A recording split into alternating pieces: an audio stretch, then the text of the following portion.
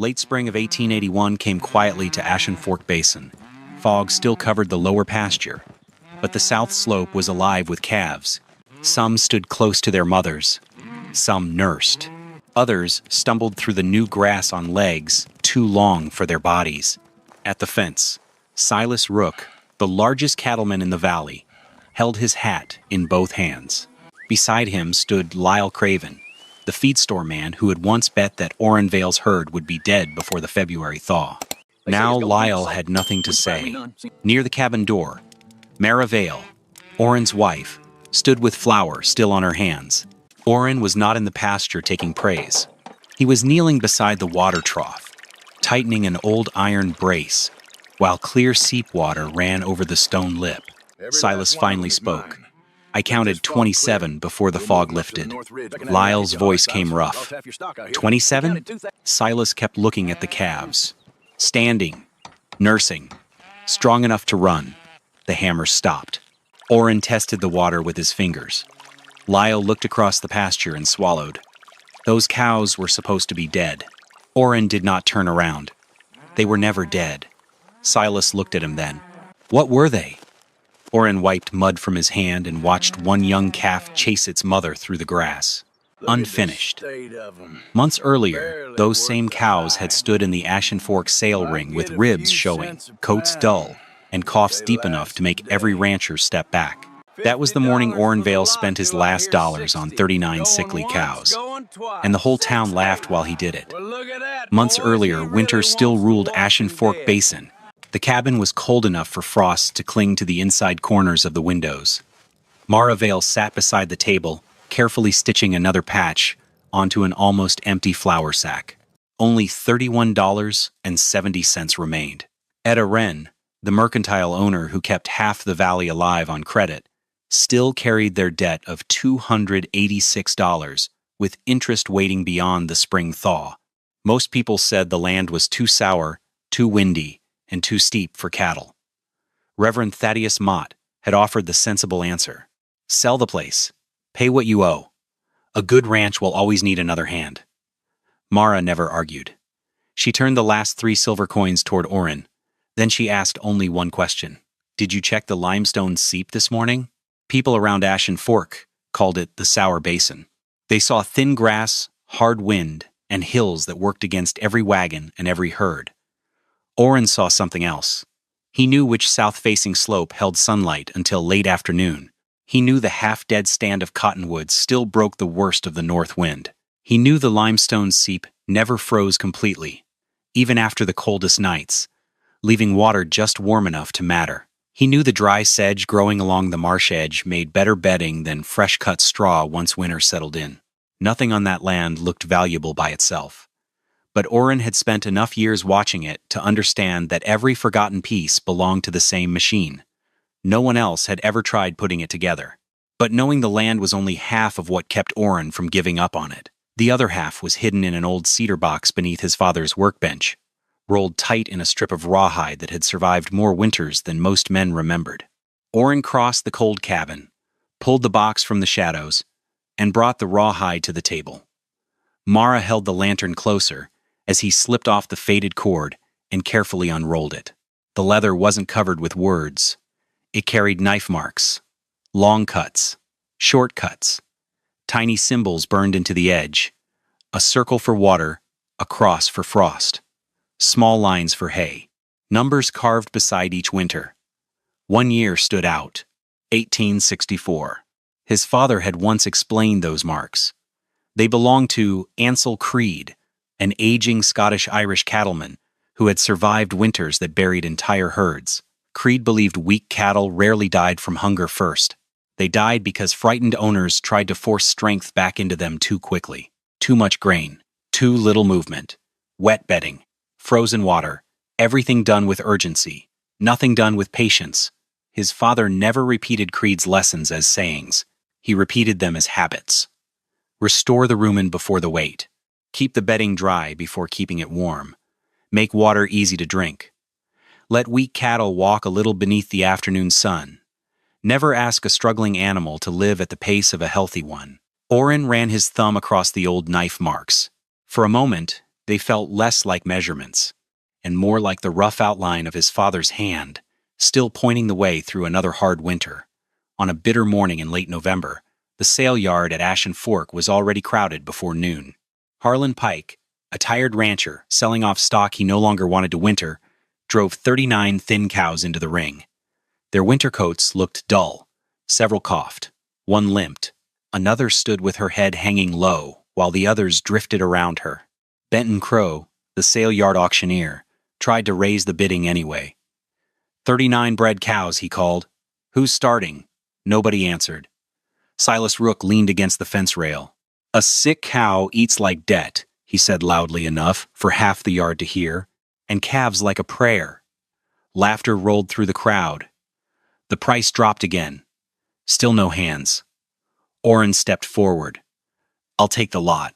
The laughter stopped for only a heartbeat before returning even louder. It took every dollar in his pocket. It still wasn't enough. Without a word, Etta Wren stepped beside him and handed Benton the remaining amount. I'll collect it later, she said quietly. The gavel struck. Sold. As the cows shuffled toward the holding pen, Lyle Craven folded his arms and grinned. I'll wager they don't make it to the February thaw. Someone laughed. Someone else answered. He didn't buy cattle. He bought himself a pasture full of graves. Mara lowered her eyes and turned away before anyone could see the hurt on her face. Orrin never looked back. He simply walked toward the 39 cows that nobody else wanted. The drive back to Ashen Fork took the rest of the day. 39 weak cows could not be pushed like a healthy herd. Before they reached the first creek crossing, one old cow slipped on the frozen stones and dropped heavily to her knees. Two others stopped at the base of a long hill and refused to climb another step. Several men watching from the road shook their heads. Orrin never reached for a whip. He broke the herd into smaller groups instead. The strongest moved first. The weakest followed after they had rested. Whenever the trail opened onto a patch of afternoon sunlight, he stopped the herd for a few quiet minutes before moving again. No shouting. No panic. Mara stayed behind the cattle for nearly every mile. She gathered dropped lead ropes, closed every gate, and counted heads each time the herd started moving again. By the time the sun slipped behind the western ridge, the cattle finally crossed into the lower pasture below the cabin. They looked no healthier than they had that morning. Their ribs still showed. Their coats were still rough. Several still coughed into the cold evening air. But every one of them was standing. As darkness settled across the basin, Mara counted one last time. 39. The word barely rose above a whisper. Only then did she let out the breath she had been holding since the auction yard.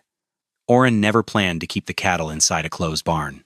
Warm air trapped too tightly became wet air. Wet air settled into hides, bedding, and lungs. His father had warned him about that, long before he understood why. The recovery yard took shape beneath the half-dead cottonwoods, where the north wind first lost its strength. The hillside formed the back wall. Flat limestone slabs lifted the bedding above the frozen ground. Rows of woven willow hurdles broke the wind without stopping the air completely. Blocks of cut sod sealed the lower gaps where drafts slipped through. Mara mixed clay, straw, and mud into a thick plaster, pressing it deep between the stones with bare hands until every crack disappeared. An old canvas wagon cover became the entrance curtain. It moved with the wind instead of fighting it. The bedding came last. Clean straw formed the base. Dry marsh sedge added another layer. Wood ash from the stove spread across the top to pull moisture away before it could settle. Nothing about the shelter looked impressive. Every piece existed for one purpose: to keep the cattle dry. Jonas Bell, the basin's blacksmith and wheelwright, was a quiet man who trusted iron more than opinion. He stopped by 2 days later with a pair of forged hinges and a heavy brace for the water trough. He studied the windbreak for a long moment before fastening the hardware into place. "You aren't building a barn," he finally said. Orrin shook his head. "I'm building time." That first night, the north wind arrived exactly as expected. It pushed against the cottonwoods, rattled the canvas, and searched every corner for a way inside. Before sunrise, Orrin carried the lantern into the shelter. Frost covered the outside edge of the canvas curtain. It reached the first row of stones. Then it stopped. He knelt and pressed his hand into the bedding. Warm. More importantly, dry. Without a word, he unrolled the old rawhide tally strap. One fresh knife mark, 39 alive. North wind, bedding dry. The first measurement of the winter had been earned. The first few mornings looked almost disappointing. The cattle did not suddenly stand taller. Their ribs did not disappear. Nothing about them suggested a miracle. Orrin expected exactly that. Weak cattle rarely recovered because they were fed too little. More often, they were fed too much, too fast. Every morning began with clean prairie hay. Only a light handful of oat chaff followed. Small pieces of chopped turnip were mixed through the hay instead of piled on top. Molasses scraps were thinned with warm seep water until they coated the feed instead of soaking it. Near the shelter gate, Orrin packed wood ash and salt into a single mineral block where every cow could reach it. For the few animals that still carried a rough winter cough, Mara brewed weak willow bark tea and mixed only enough into their drinking water to soften the edge of the irritation. Heavy grain never appeared. Not once. Orrin trusted healthy digestion more than quick weight. He judged each cow the same way every day. His hand checked the fill along the left side. His eyes watched how long each animal chewed its cud. Fresh manure told another part of the story.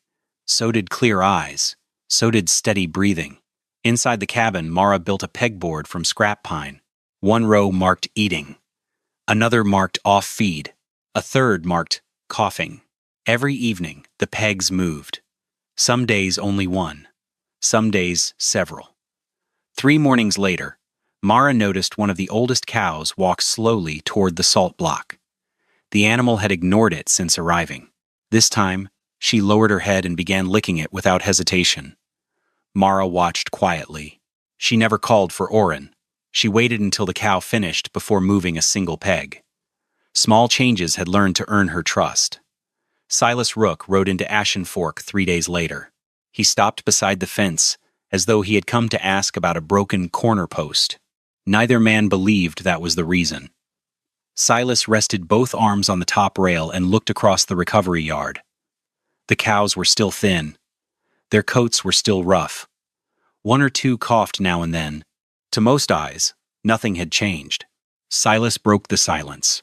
Winter feed will bury you before sickness buries them. Orrin kept spreading fresh bedding beneath the windbreak. Maybe. Silas frowned. You've got 39 mouths eating every day. Every bale goes into cattle that may never pay you back. Orrin finally stood and brushed the straw from his gloves. I'm not trying to make them fat before Christmas. Silas waited. I only need them healthy enough to reach calving. For a long moment, the only sound between them was the slow breathing of cattle and the north wind moving through the cottonwoods. Silas looked at Orrin the way a man looked at someone carrying another load of debt into an already sinking house. Without another word, he climbed back into the saddle and rode away. From the cabin doorway, Mara had heard every word. She watched Silas disappear beyond the ridge before turning to Orrin. What if he's right? Orrin looked across the recovery yard, where another cow lowered her head into the hay. His answer came without hesitation. Then we'll know before anyone else does. 3 days of wet snow changed everything. The temperature hovered just above freezing during the day, then dropped again after sunset. The shelter stayed warm, too warm. When Orrin walked inside before dawn, he stopped after only 2 steps. Something felt wrong. The air was heavy, not cold. Heavy. A deep cough echoed from the far corner. Then another. One cow stood trembling, even though the north wind never reached her. Orrin dropped to one knee and pulled back the top layer of bedding. The straw underneath was damp. The moisture had nowhere to go. He had protected the cattle from the wind, but he hadn't given the damp air enough room to escape. His father had once warned him that cold could be survived. Wet cold was different. It worked slowly, quietly, and it almost always won. There it is, Orrin said softly. The mistake. There was no anger, no panic, only work. Before daylight reached the basin, he and Mara stripped out every wet layer. Fresh limestone slabs raised the bedding another few inches above the frozen ground. Dry marsh sedge was mixed with clean straw. Wood ash was scattered through every new layer to pull moisture away before it settled. Then Oren cut a narrow vent low along the sheltered side of the yard, giving damp air a path to leave without inviting the north wind inside. The work lasted until well after midnight. Neither of them slept. Mara knelt in soaked straw so long that her hands turned red from the cold. Still, she kept the lantern raised while Oren watched the weakest cow breathe, slowly, steadily. Morning arrived beneath a pale gray sky. This time, a thin ribbon of moisture drifted through the new vent, instead of settling into the bedding. Oren reached down and pressed his palm into the fresh straw. Dry. Across the shelter, the two coughing cows still cleared their throats, but the coughs were shorter now, farther apart. The shelter had taught them another lesson. Keeping cattle warm was never enough.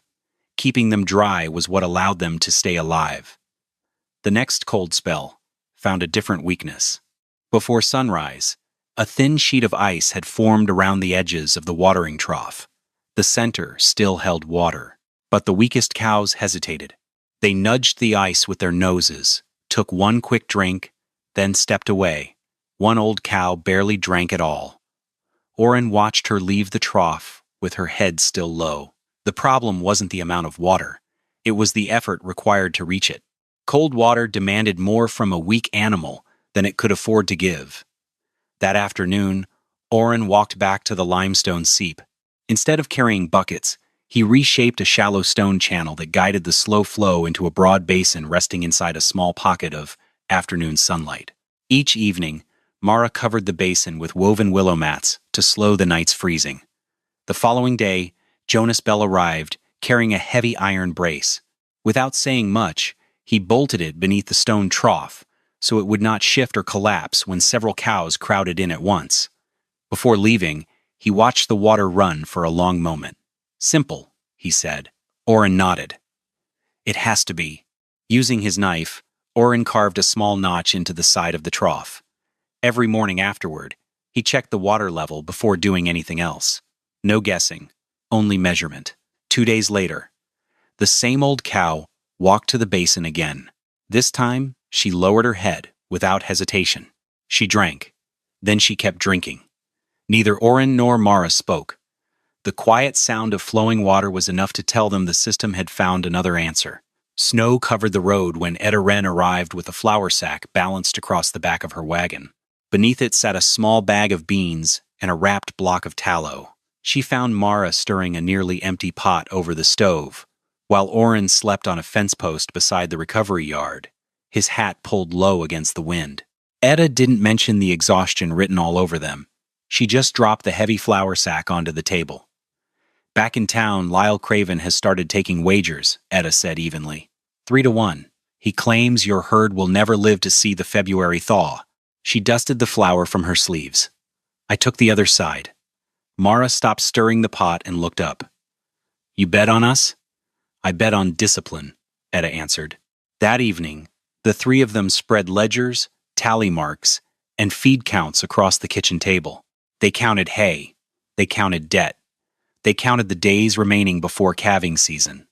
The numbers were close, closer than Mara liked.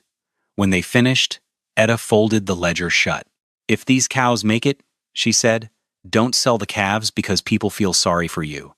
Oren looked across the table. "I won't." "Good," Etta replied. "Pity is cheap.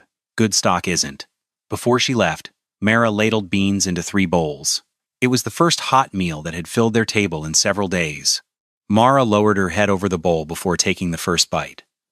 Not because she was hungry, because if she looked up, the tears she had held back all winter might finally be seen. The change was almost too small to notice. A few of the cows were chewing longer. Their eyes looked brighter. They walked to the hay without being urged. For the first time in weeks, Oren allowed himself to believe they were turning the corner. He added a little more oat chaff to the morning ration. It wasn't much. By noon, one of the older cows had stopped eating. She stood apart from the herd, her left side swollen tight beneath her ribs. Every few moments, she shifted her weight, stretched her neck, then looked back toward her own belly. Oren reached her before she tried to lie down. His hand told him what his eyes already suspected. He had hurried the feed, only by a little. It had been enough. Without wasting another minute, the extra chaff disappeared from every feed bucket. Clean prairie hay replaced it. Instead of 2 larger meals, the cattle received several smaller ones throughout the day. When the afternoon sun reached the south-facing slope, Orrin walked the weakest animals slowly across the hillside, giving their rumens time to settle instead of forcing them to work harder. The swollen cow moved stiffly at first. By sunset, she lowered her head and pulled another mouthful of hay. The tightness along her side had begun to ease. That evening, Orrin unrolled the old rawhide tally strap. He studied the empty space for a moment before cutting 4 simple words into the leather. Too much, too soon. Mara stood beside him longer than usual. She didn't read the older marks. She kept looking at the newest one. Later, after checking the herd one last time, Orrin rested his forehead against the weathered fence post outside the shelter. The wind had finally gone quiet. Mara came out carrying a bucket of fresh water. As she passed him, her hand rested lightly against his back for only a second. Neither of them spoke. A moment later, the sound of water pouring into the trough quietly filled the darkness. February arrived without mercy. The north wind swept across Ashen Fork until the creek disappeared beneath thick ice. Snow gathered against the cottonwoods, bending branches that had already survived too many winters. Down at the feed store, Lyle Craven kept repeating the same prediction to anyone willing to listen. Wait for the thaw, he said. You'll find bones where Orrin expected calves. The story spread through town far more easily than the truth. Out at the recovery yard, every sunrise began the same way. Orrin checked the frost creeping across the entrance curtain. It still stopped at the stone threshold instead of reaching the bedding. Mara moved another peg across the board before daylight had fully reached the basin. More cows were eating. Fewer had turned away from their hay. The limestone seep continued its slow, steady run beneath a thin ribbon of steam, untouched by the frozen creek, only a few hundred yards away. There were no sudden miracles. The cows were still gaunt, their heavy, swollen bellies pulling tight against ribs that still showed through rough coats. The debt was still waiting. Winter had not grown kinder. Yet each morning ended with the same count, 39. One by one, the cows lifted their heads as fresh hay was spread across the shelter. Mara whispered the final number under her breath. She turned toward the cabin before Orrin could see her lower lip begin to tremble. There were no victories to celebrate. Only another day that had not been surrendered. The first sign was easy to miss. 3 cows carried the same faint cough, but only one had begun leaving hay behind. Orrin caught it before the sickness spread, separating the animals into a smaller pen near the windbreak. The problem was contained. The workload wasn't. By then, every hour belonged to something that could not wait. Water, feed, bedding, repairs, observation. Even a careful pair of hands could only be in one place at a time. 2 mornings later, Hester Bloom, a widowed neighbor, arrived at the gate with her 13-year-old son, Eli. Years of caring for milk goats had taught Hester to notice the smallest changes. She could spot an animal losing its appetite long before its body gave up. Eli had a different gift. He watched the ground as much as the herd. Before the week ended, he stopped beside a fresh line of tracks and pointed toward one cow. She's shortening her left step. Orrin watched the animal cross the yard again. Eli was right. A bruised hoof had barely begun to swell. One afternoon of rest saved what could have become weeks of trouble. From then on, Hester and Eli came 3 mornings each week. Cash was scarce, so Orrin paid what he could, added a share of fresh milk whenever there was enough, and promised winter beef when the season finally turned. The recovery yard felt different after that. Work still filled every hour. But some mornings, Mara heard Eli speaking softly to a nervous cow while he checked her feet. For the first time since winter settled over Ashen Fork, the wind was no longer the only voice drifting through the yard. The first calf chose the hardest night of the winter. A bitter wind swept down from the ridge after sunset, curling around the shelter entrance instead of passing over it. The canvas curtains snapped against the posts, and cold air slipped through faster than before. Orrin noticed it immediately. He fastened a second hide curtain behind the first, and pulled another woven willow baffle across the opening, narrowing the path the wind could find. Only then did he return to the cow. She was the weakest in the herd. Now she was calving. Mara held the lantern low, while Hester spread clean burlap across the fresh bedding. The calf arrived wet and silent. For a long second, it didn't move. Orrin slipped the old pocket watch from his coat. Time mattered now. Hester rubbed the calf hard with the burlap until water no longer clung to its coat. Mara steadied the cow, while Orrin worked warmth back into the calf's legs with both hands, flexing each joint before guiding its nose toward its mother's scent. The first attempt failed. The second nearly did. Almost an hour passed before the calf gathered its legs beneath itself. It swayed once, twice. Then it found its balance. A moment later, its nose reached the udder. The first pull of milk was almost too quiet to hear. Behind them, Eli opened the old coffee tin resting on a shelf beside the lantern. He dropped a single pebble inside.